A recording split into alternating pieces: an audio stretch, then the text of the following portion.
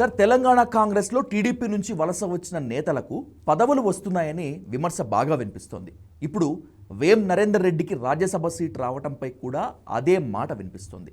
తెలంగాణ కాంగ్రెస్కు సొంత నాయకులు పనికిరారా సార్? ఇప్పుడు కాంగ్రెస్లో చేరిన నాయకులు సొంత నాయకులు కాకపోతే బయట నాయకులు అవుతారా?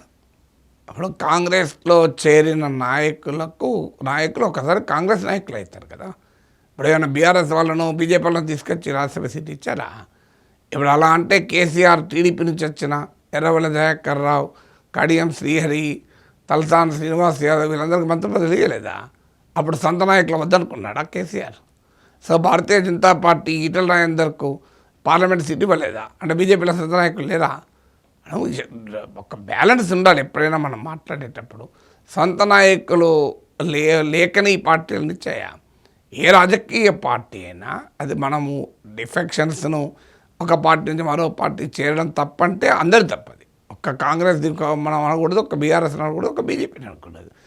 రైట్ ఈ రాజకీయాలు ఇలాగే జరుగుతుంటే అందరిది రైట్ అవుతుంది. సో అన్ని పార్టీలు బయట పార్టీ నుంచి వచ్చిన వాళ్ళకు పదవులు ఇస్తారు.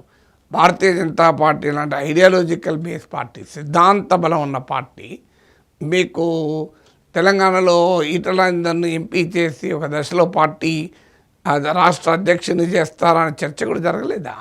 డీకే అరుణ్ను ఎంపీ చేసి ఆల్ ఇండియా వైస్ ప్రెసిడెంట్ చేయలేదా? సో మీకు హేమంత్ బిశ్వ శర్మ కాంగ్రెస్ నుంచి వలస వచ్చి బీజేపీలో ముఖ్యమంత్రి కాలేదా? బసవరాజ బొమ్మాయి జనతాదళ్ నుంచి వలస వచ్చి మీకు కర్ణాటక ముఖ్యమంత్రి కాలేదా? జ్యోతిరాదిత్య కాంగ్రెస్ నుంచి వలస వచ్చి కేంద్ర మంత్రి కాలేదా? భారతీయ జనతా పార్టీ లాంటి క్యాడర్ బేస్ ఐడియాలజీ బేస్ పార్టీలోనే వలస వచ్చిన నాయకుల పదవులు ఉంటుంటే కాంగ్రెస్ లాంటి పార్టీలు అదేం అసహజమవుతుందా? ఆ మాటకైతే ముఖ్యమంత్రి బయట నుంచి వచ్చిన వ్యక్తి కదా, టీడీపీ నుంచి వచ్చిన వ్యక్తి కదా. పోనీ 2019లో టీడీపీ నుంచి వచ్చిన వాళ్ళు లేరు, మరి కాంగ్రెస్ ఓన్ నాయకులుగా సొంత నాయకులుగా వీళ్ళందరూ ఎందుకు గెలిపించలే? పార్టీని గెలిపించుంటే ఈ సమస్య వచ్చేదే కాదు కదా. కర్ణాటకలో చీఫ్ మినిస్టర్ సిద్ధరామయ్య ఎక్కడి నుంచి వచ్చాడు?